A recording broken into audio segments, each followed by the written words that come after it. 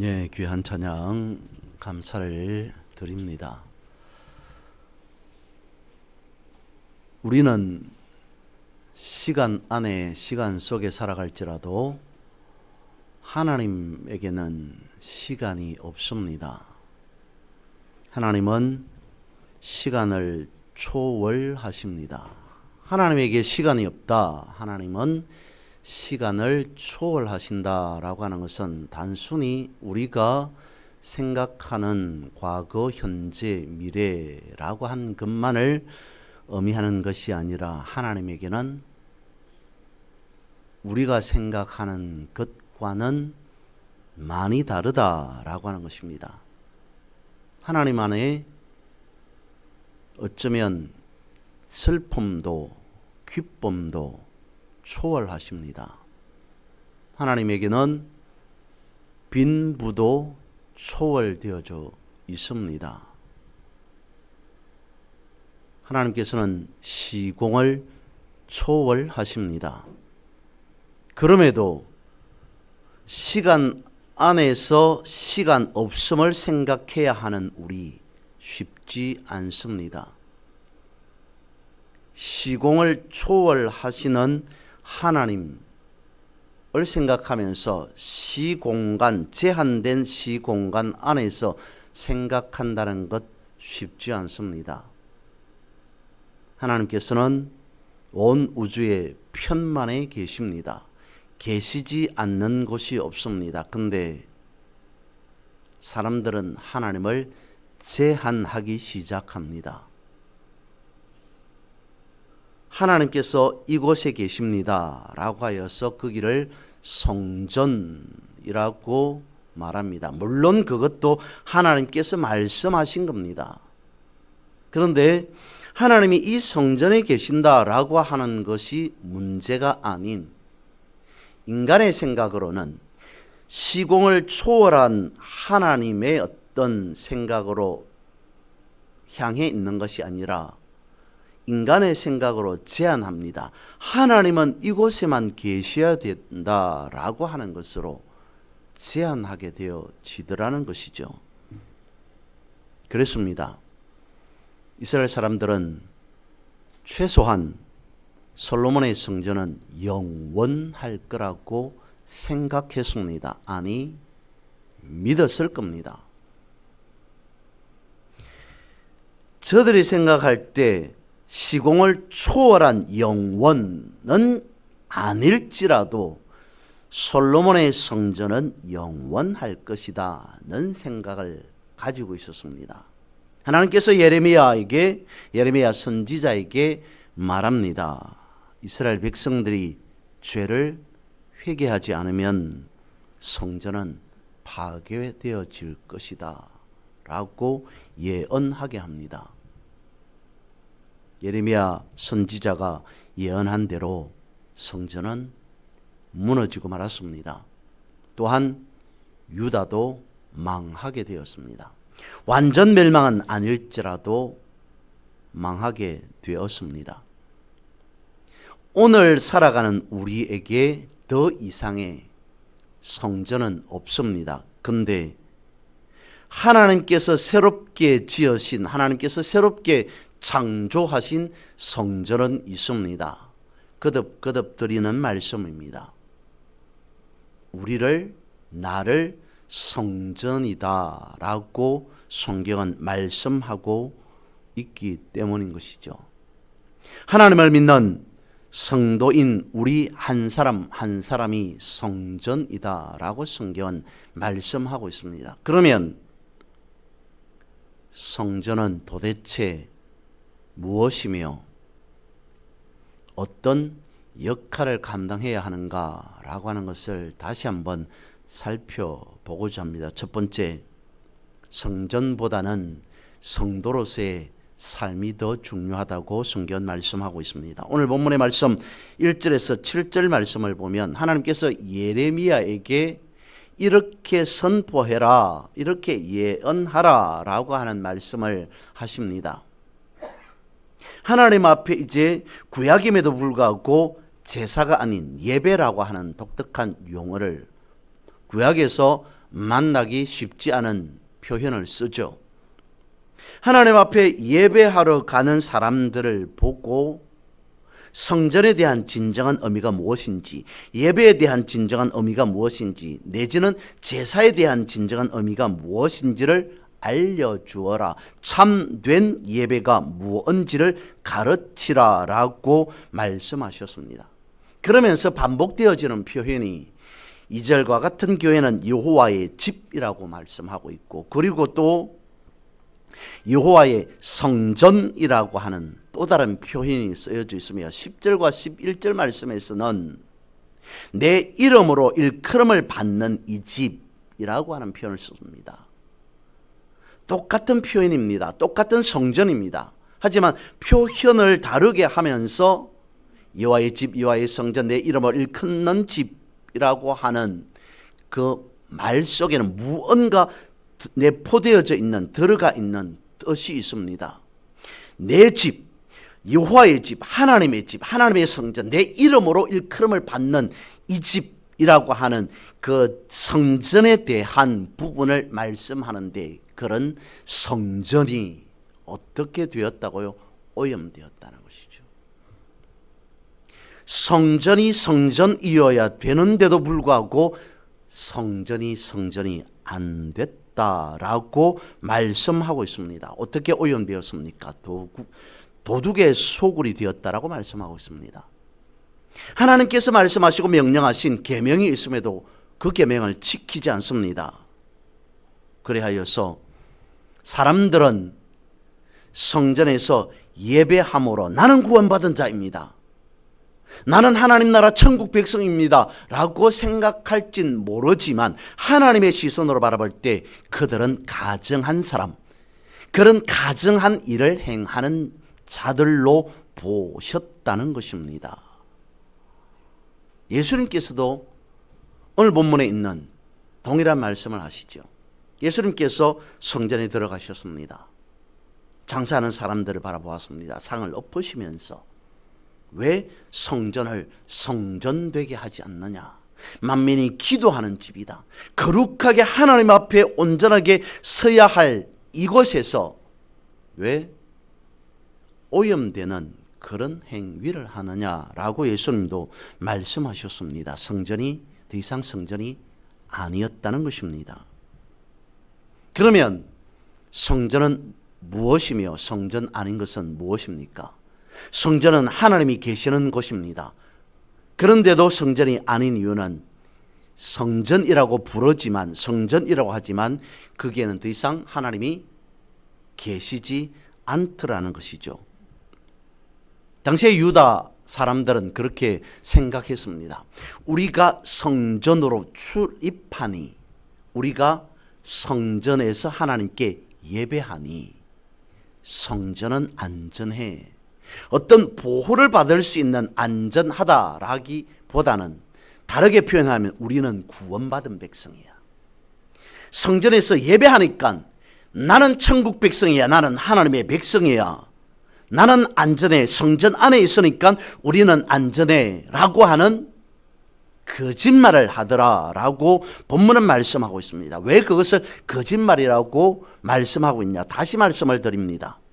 도둑질하고 살인하고 하나님을 떠나서 바알에게 분향하며 우상을 따랐기 때문이라는 것입니다.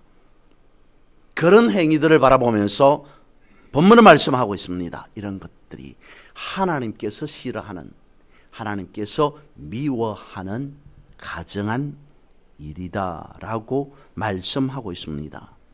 무엇 때문에 그렇다고요? 예배 드리지 않기 때문에.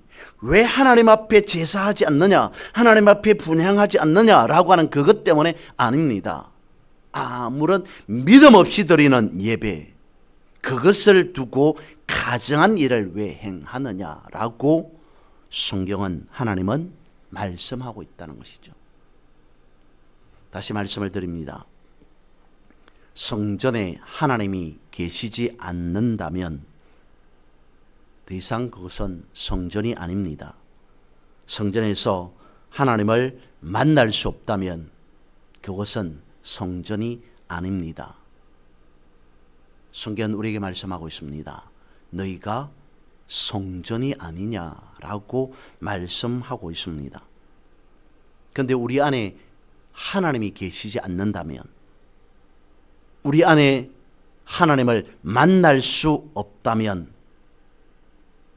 어떻다는 겁니까? 오늘 본문은 말씀하고 있습니다. 내 이름으로 일컫는 성전이 오염되었다면 그곳은 하나님이 계실 수 없는 성전이 되어진다. 성전이 더 이상 성전이 아니다라고 말씀하고 있습니다. 성전 앞으로 돌아가서 성막에 대해서 생각해 봅니다. 하나님께서 친히 이렇게 성막을 지으라라고 말씀하신 부분입니다. 성막이 되기 위해서는 늘 언제나 항상 불이 켜져 있어야 됩니다. 어떤 의미로 말씀을 드리는지 생각하시면서 들으시면 충분히 이해가 되어집니다. 항상 성막 안에는 불이 켜져 있어야 됩니다. 그리고 지성소가 마련되어져 있어야 됩니다. 지성소 안에는 정거궤가 있어야 합니다.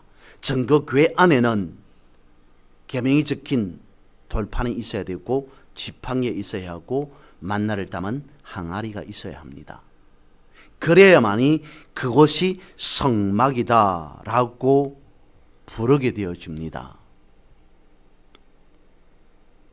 이것은 하나님께서 그렇게 지으라고 말씀하신 방식대로이기 때문이라는 것이죠. 이곳에 이렇게 있어야 된다라고 하는 그것을 강조하는 것은 무엇이냐면 하나님 중심이어야 된다는 것이죠. 모세 생각, 이스라엘 백성들의 생각으로 성막을 짓고 지성소를 짓고 정거궤를 어느 정도 크기로 어떻게 얼마만큼 무엇으로 라고 하는 것이 아니라 하나님의 입으로 나온 말씀대로, 하나님의 중심대로, 그것이 성막이라는 것입니다. 하나님의 중심에서 벗어난 것은 성막이 아니라는 거죠. 성전되었다라고 하는 것은 하나님 중심이라는 것입니다. 그러면 그 다음으로 이어지는 필수적인 것이 있습니다. 성경은, 아니 하나님은 번제보다 하나님의 음성 듣기를 원하십니다. 세 번째입니다. 성전인 이유는 거기 하나님이 계시기 때문입니다. 하나님이 계시는 성전에는 하나님의 음성을 들을 수 있는 곳입니다. 그래서일까요? 2절에서 말씀하고 있습니다. 들으라. 구약 성경에서 자주 만날 수 있는 단어, 다시 또 말씀을 드릴 수밖에 없을 것 같습니다. 샤마라고 본문은 말씀하고 있습니다. 우리가 흔히 들을 수 있는 것은 쉐마라고 하는 용어일 수도 있습니다. 샤마, 세마 같은 말입니다. 들으라 라고 하는 말씀이죠. 하나님께서는 이스라엘 백성들에게 번제와 희생물을 드리는 것보다 하나님의 목소리를 들으라 라고 말씀하고 있습니다.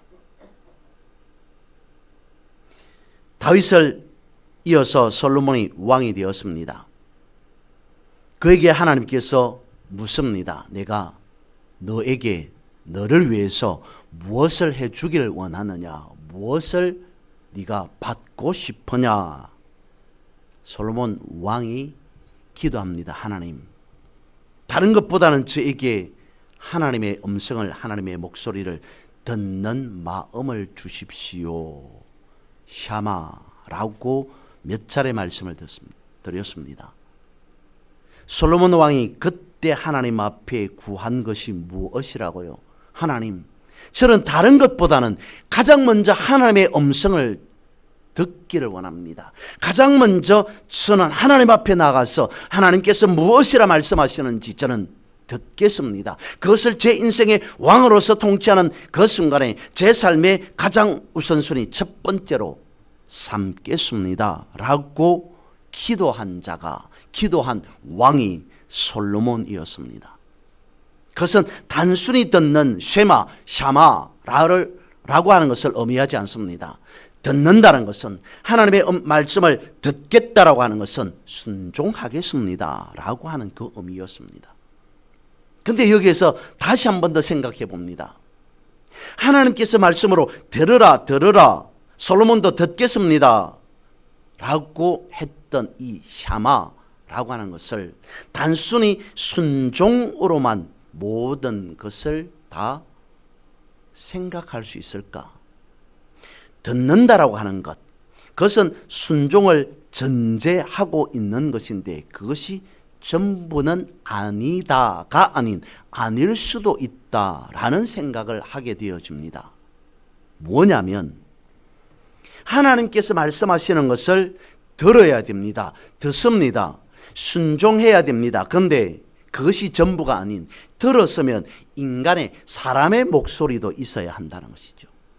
하나님께서 무엇이라 말씀하시는지를 들으라 라고 하는 거기에는 순종 더하기 인간의 목소리도 있어야 된다라고 하는 겁니다.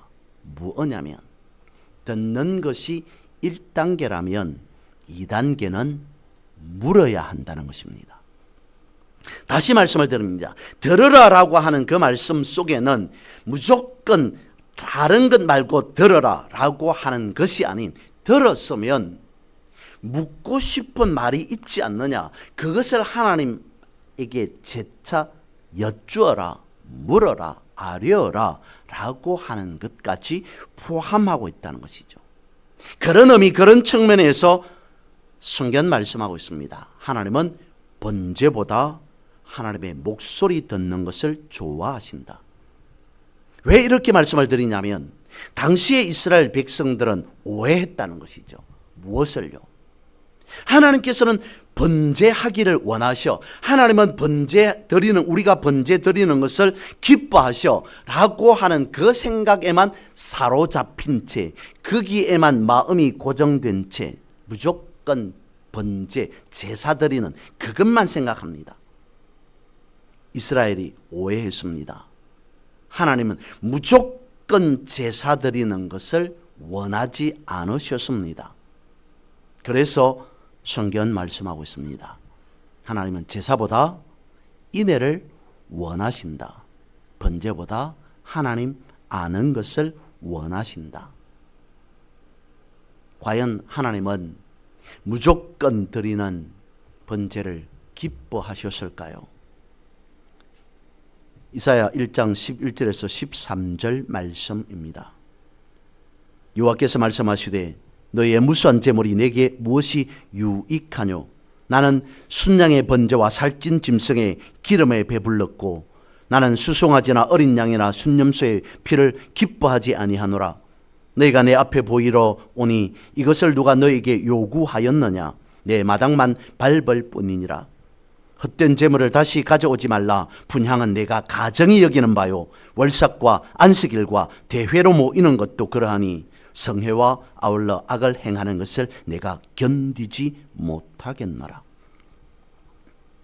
하나님은 우리가 일방적으로 드리는 제사, 번제, 그것을 기뻐하니까 덮어놓고 하나님 앞에 제사하면 돼 라고 하는 일방적으로 드리는 번제, 그것에 하나님은 신물이 난다 라고 하는 표현으로 말씀하셨습니다. 다시 말씀을 살펴봅니다. 이사야 66장 3절입니다.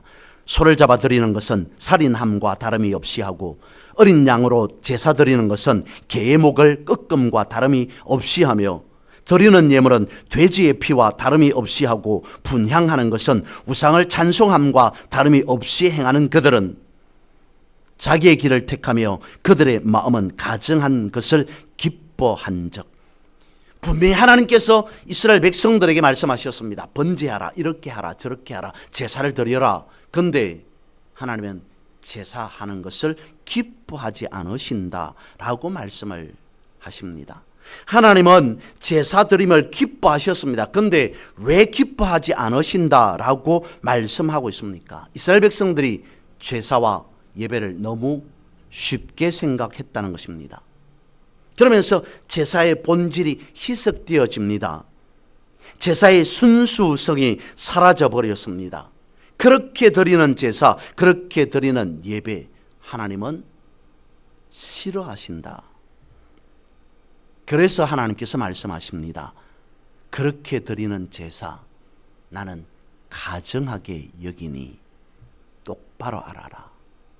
내가 무엇이라고 말하는지에 대한 목소리에 집중해라. 귀를 기울이라. 번제보다 하나님 음성을 들으라 라고 말씀하셨다는 것입니다. 하나님이 진정으로 원하시는 것이 무엇인지도 모르면서, 하나님이 원하시는 것이 무엇인지도 물어보지도 않으면서, 하나님이 원하시는 것이 무엇인지도 들으려 하지 않으면서 무조건 드렸으니 되었다라고 하는 것을 하나님은 가정이 여긴다는 것입니다. 그래서 오늘 이 시간 말씀을 드립니다. 여러분, 이제 우리는 성경을 읽지 말고 들으셔야 합니다. 정확히 말씀을 드리면 우리는 최소한 아무리 분주하더라도 1년에 성경 창세기에서 요한계시록 1독은 하자라고 하는 것으로 달려가고 있습니다. 그런데 이것이 우리의 생각이 되어서는 안 된다는 거죠. 내가 성경을 이만큼 읽었으니 이제는 다 되었다라고 하는 것 아니더라는 것입니다. 성경을 통해서 무엇을 하나님이 말씀하시는지 들려야 합니다. 아니, 들어야 한다는 것이죠. 그래서 성경을 읽지만 말고 하나님의 음성을 들으셔야 된다라고 말씀을 드립니다. 그런데 거기에는 반드시 따라야 할, 내지는 따라오는 조건 하나가 있습니다. 그냥 읽어야 합니다. 그냥 보아야 합니다. 그래야 들립니다. 성경을 보면 하나님이 이스라엘과 만나는 장소가 있습니다. 그것을 지성소라고 성경되어 있습니다. 정극궤라고 성경은 또한 말씀하고 있습니다. 또 다르게 속죄소라고 말합니다. 또 다르게 시언좌라고 말합니다. 정확하게는 정극궤 덮개를 말하죠. 그런데 하나님께서 얼마만큼 정밀하게 정확하게 말씀을 드리냐면, 하나님을 만나는 장소가 지성소라고 하는 것이 아니라 정극궤라고 하는 것만 아니라 그 정극궤의 덮개 위에 있는 그룹, 성경에서 크게 보면 천사의 이 종류라고 해야 될까요? 구분시킬 수 있는 것이 세 부분으로 나누어집니다. 서랍이라고 하는, 우리의 표현대로 세라핌이라고도 하는 서랍이라고 하는 한 종류의 천사, 그리고 그룹, 케루빔이라고, 케루버라고 하기도 하는 그룹이라고 하는 한 천사, 그리고 일반적으로 사자 내지는 혹은 천사라고 하는 말라크라고 하는데, 그 중에 그룹이 속죄소, 그러니까 정극궤를 덮고 있는 그룹, 날개를 펼쳐서 정극궤를 감싸 안듯이 하고 있는 그 사이에서 하나님께서 말씀하신다라고 정확하게 정밀하게 말씀을 하십니다. 출애굽기 22장 21절에서 22절입니다. 속죄소를 궤 위에 얹고 내가 내게 줄 정급판을 궤 속에 넣어라. 거기서 내가 너와 만나고 속죄소 위 곧 정극궤에 있는 두 그룹 사이에서 내가 이스라엘 자손을 위하여 내게 명령할 모든 일을 내게 이르리라. 성경대로 한다면, 다시 말씀을 드리면, 하나님께서 말씀하시는 정확한 장소가 어디냐면 정극궤 덮판에 두 그룹이 감싸고 날개로 감싸고 있는 그 사이에서만 하나님께서 말씀하시겠다라고 하는 것입니다. 철저하신 하나님, 정확하신 하나님.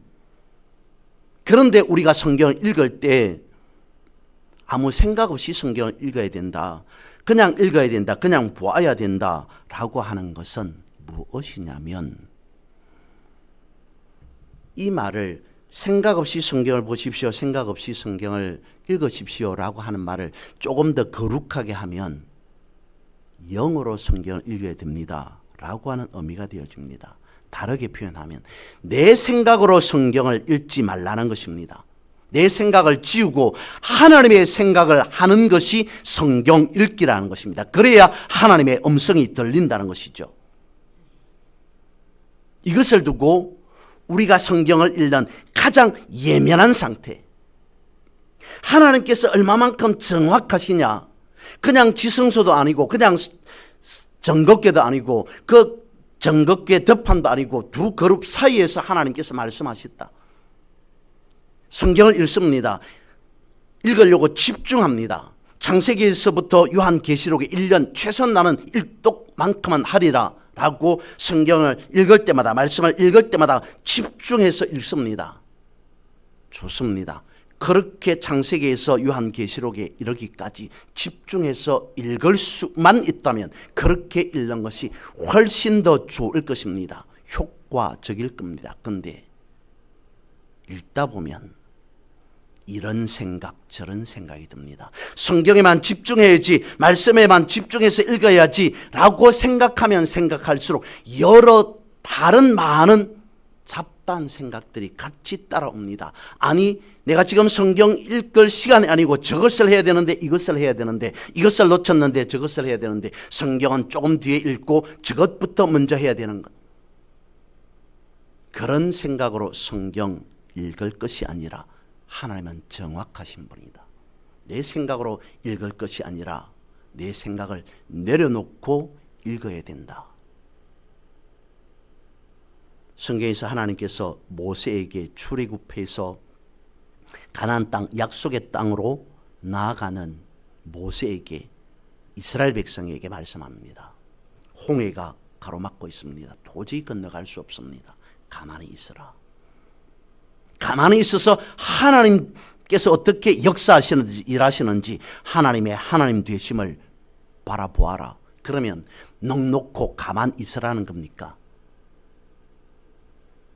인간적인 생각을 내려놓고 하나님께서 어떻게 일을 행하시는지 예민하게 집중해라 라고 하는 의미가, 표현이 가만히 있어라, 잠잠하게 있어라 라고 하는 말씀이었을 겁니다. 읽으면서 생각해 보았습니다. 그런 하나님의 역사하심을 사도 바울이 생각하고 또 생각했을 것이다. 그래서 자주 드리는 말씀, 내가 그리스도와 함께 십자가에 못 박혔나니 그런즉 이제는 내가 사는 것이 아니요 내 안에 그리스도께서 사시는 것이라. 이제 내가 육체 가운데, 육신 가운데 살아가는 것은 나를 사랑하사 나를 위하여 하나님의 아들을 믿는 믿음 안에서 사는 것이다.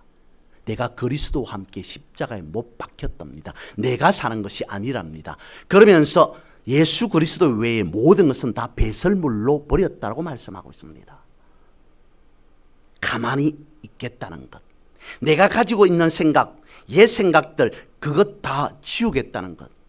그러면서 어쩌면 나는 그냥 하나님만 바라보겠습니다. 그냥 예수 그리스도만 바라보겠습니다. 다른 것 생각하지 않고 그냥 십자가만 바라보겠습니다. 아무 생각 없이 십자가만 바라보겠습니다. 그 말을, 그 표현을 사도 바울은 그렇게 표현하고 있었던 것은 아니었는가? 왜 그렇게 말씀을 드리냐면, 성경에는 하나님의 음성만 있는 것이 아니기 때문입니다. 성경에는 사탄의 목소리, 사탄의 음성도 있습니다. 마태복음에서 다른 복음서보다는 조금 상세하게 설명하고 있습니다. 예수님께서 성령에 의하여, 성령에 이끌려 마귀에게, 사탄에게 시험받으니라. 그러면서 예수님에게까지 마귀가 말합니다. 성경에 마귀가 무엇을 말했는지 마귀의 음성이 담겨져 있습니다. 뛰어내리라, 경배하라. 쉽게 우리가 기록된 성경을 가지고 있고, 이것은 유혹이다, 시험이다 라고 되어져 있으니까 알지, 액면 그대로 놓고 본다면 결코 유혹에 넘어가지 않을 수 없을 정도의 시험입니다. 혹할 수밖에 없습니다. 물론 예수님이 있기 때문에 그러셨습니다만 우리가 생각하기로 경배하라. 천하만국을 내가 가질 수 있는 모든 것을 다 너에게 주겠다. 물질만 있으면 우리가 성공만 하면 그런 유혹 뿌리칠 수 있는 사람 누가 있겠습니까? 예수님은 뿌리치셨습니다. 구분해야 한다는 것이죠. 그러면 그렇게 성경을 읽으면 들리고 보입니까? 예, 들리고 보입니다.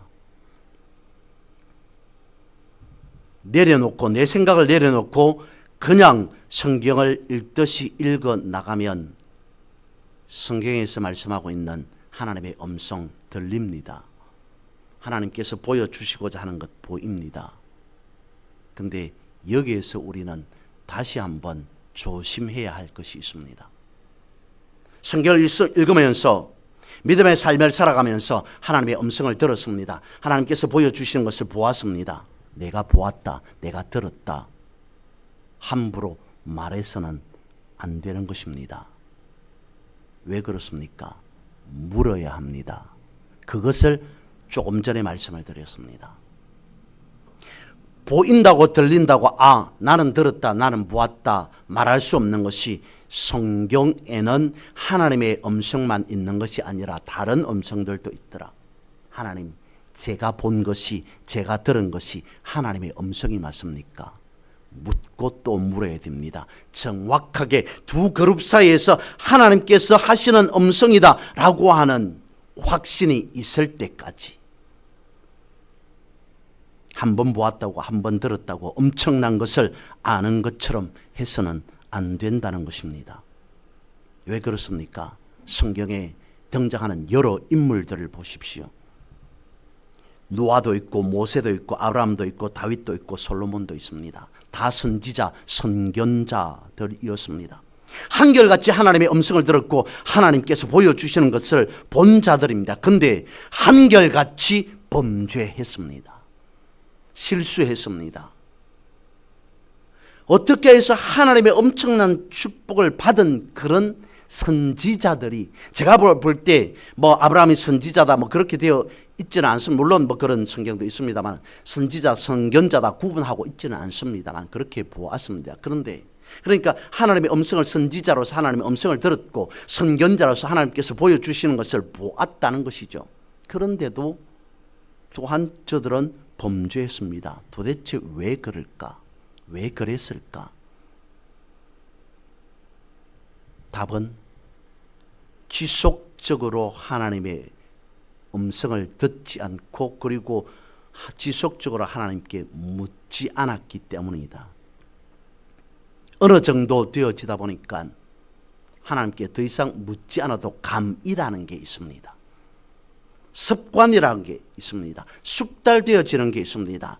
나 정도 되어지니까 이 정도는 하나님께서 이렇게 하시는 것이 맞을 거야 해서 맞다라고 되어집니다. 물을 필요가 없다라고 생각합니다. 이것은 하나님의 뜻일 것이야 라고 하는 것에서 이것은 하나님의 뜻이야 라고 하는 것이 되어집니다. 아무튼 지속적으로 묻지 않았던 그 순간에 그런 자들이 다 하나님 앞에 실수를 저지르더라 라고 하는 것입니다. 그 중에 한 사람이 솔로몬 아닐까 싶습니다. 하나님으로부터 복이란 복은 다 받은 사람입니다. 남부러울 곳이 없는 사람이 솔로몬입니다. 그런데 그의 나중은 참혹합니다. 그의 타락을 열왕기상 11장 1절은 이렇게 말씀하고 있습니다. 솔로몬 왕이 바로의 딸 외에 이방의 많은 여인을 사랑하였으니 곧 모압과 암몬과 에돔과 시돈과 헷 여인이라. 그리고 성경 말씀하고 있습니다. 후궁이 700이요 첩이 300명을 두었다라고 되어 있습니다. 무엇을 말씀해 주고 있을까요? 여담으로 생각해 보면 솔로몬은 이 정도로 건강했다는 겁니다. 그런데 그 건강 누구로부터 물려받은 거겠습니까? 솔로몬이 지금으로 보면 엄청나게 내 몸은 내가 관리해야 돼 라고 하면서 헬스를 많이 했기 때문일까요?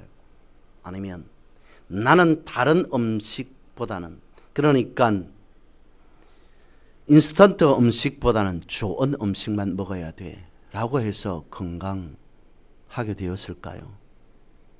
아닙니다. 하나님께서 주신 건강이었음을 그는 왜 몰랐겠습니까? 하나님, 저에게 다른 것뿐만 아니라 이 건강 주셔서 감사합니다. 감사합니다. 1000번, 10,000번 감사해야 되죠. 그런데 건강하기만 했기 때문에 그런 일을 했을까요? 아닙니다. 성경 말씀하고 있습니다. 전도서 2장 10절입니다. 솔로몬의 자백입니다. 무엇이든지 내 눈이 원하는 것을 내가 금하지 아니하며 무엇이든지 내 마음에 즐거워하는 것을 내가 막지 아니하였음. 내가 누리고 가지고 있는 모든 것으로 나는 내 마음대로 이렇게 했다. 내가 눈으로 보아서 저건 내가 하고 싶은 것인데 다 했다는 것입니다. 내가 생각하는 것, 내가 마음으로 생각하는 것, 저건 내가 마음에 드는 건데 다 할 수 있었던 사람이 솔로몬이었다는 것입니다. 하고 싶은 것, 마음대로 다 할 수 있었던 그것은 하나님께서 그만큼 엄청난 물질을 주셨기 때문입니다. 그런데 그것으로 솔로몬은 무엇을 했습니까? 열왕기상 11장 4절에서 8절입니다. 솔로몬의 나이가 많을 때에 그의 여인들이 그의 마음을 돌려 다른 신들을 따르게 하였으므로 왕의 마음이 그의 아버지 다윗의 마음과 같지 아니하여 그의 하나님 여호와 앞에 온전하지 못하였으니 이는 시돈 사람의 여신 아스다롯을 따르고 암몬 사람의 가정한 밀곰을 따름이라. 솔로몬이 여호와의 눈앞에서 악을 행하여 그의 아버지 다윗이 여호와를 온전히 따름같이 따르지 아니하고 모압에 가정한 그모스를 위하여 예루살렘 앞 산에 산당을 지었고 또 암몬 자손의 가정한 몰록을 위하여 그와 같이 하였으며 그가 또 그의 이방 여인들을 위하여 다 그와 같이 한지라. 그들이 자기의 신들에게 분향하며 제사하였더라. 하나님께서 주신 엄청난 축복, 그런데 나중에 뒤에 알고 보니, 그냥 표현입니다. 알고 보니 하나님께서 솔로몬을 바라보니 엄청난 사고를 치고 다닙니다. 하나님은 솔로몬 뒤를 따라다니면서 솔로몬이 친 사고 수습하느라 정신이 없었을 것 같습니다. 하나님께서 생각하셨습니다. 계획하셨습니다. 내가 다윗의 아들 솔로몬에게 이런 축복을 허락해 주시면 솔로몬 왕은 하나님의 하나님 되심을 믿고 살아가겠지. 그렇게 나라를 통치하며 살아가겠지라고 생각했습니다. 무엇인가 하나님께서 계획을 가지고 조금 해볼만 하면 다른 사람들처럼 솔로몬도 딴짓을 합니다. 좀 잘한다고 박수치면 사고를 쳐버립니다. 그런데 하나님께서 그것을 몰랐을까요? 알았습니다. 그럼에도 불구하고 하나님은 솔로몬에게 믿음의 선지자들에게 축복해 주셨습니다. 은혜를 부어 주셨습니다. 하나님께서 뻔히 다 아시면서도 그렇게 은혜 주시고 축복된 이유는 무엇이겠습니까? 오늘 나에게 이 말씀을 들려주고 싶어서 너는 그렇게 살아서는 안 된다 라고 하는 그 말씀 말입니다. 노아가, 아브라함이, 다윗이, 솔로몬이, 어떤 사람이 어떻게 살았을지라도 너만큼은 그런 엄청난 과오를 아는 여러분들만큼은 그래서 그렇게 살아서는 안 된다고 가르쳐 주시기 위한 어쩌면 하나님의 몸부림이지 않을까. 솔로몬에게 샤마가 사라졌을 때 그는 타락해 버렸습니다. 우리는 성경을 통해서 이런 인물 저런 인물을 봅니다. 그러면서 반면 교사로 삼아야 합니다. 여러분, 하나님의 음성 듣는 것이 성경의 전부는 아닙니다. 하지만 그럼에도 강조할 수밖에 없는 것은 하나님의 음성을 들음으로 우리의 모든 삶에 하나님께서 예비하신 기름 부음이 있다는 것입니다. 세상의 모든 것이 다 타락되었습니다. 근데 하나님의 집만큼은 타락되지 않기를 하나님은 애쓰고 또 애쓰셨을 겁니다. 성전까지 오염되어지면 이 땅에 하나님의 나라는 세워지지 않을 수 있습니다. 우리 한 사람 한 사람이 하나님의 집입니다. 하나님의 성전입니다. 이 사순절 기간 하나님이 십자가를 지시기 위해 이 땅에 예수 그리스도로 오실 수밖에 없는 이유, 성경을 통해서 하나님께서 보여주시고 들려주시는 것을 보고 듣고 깨달으면 다소 이해할 수 있습니다. 조금이라도 알게 되어집니다. 그래서 하나님 보시기에 심히 좋은 집으로 유지하는 삶을 살아가시기를 주님의 이름으로 선포하고 축복합니다.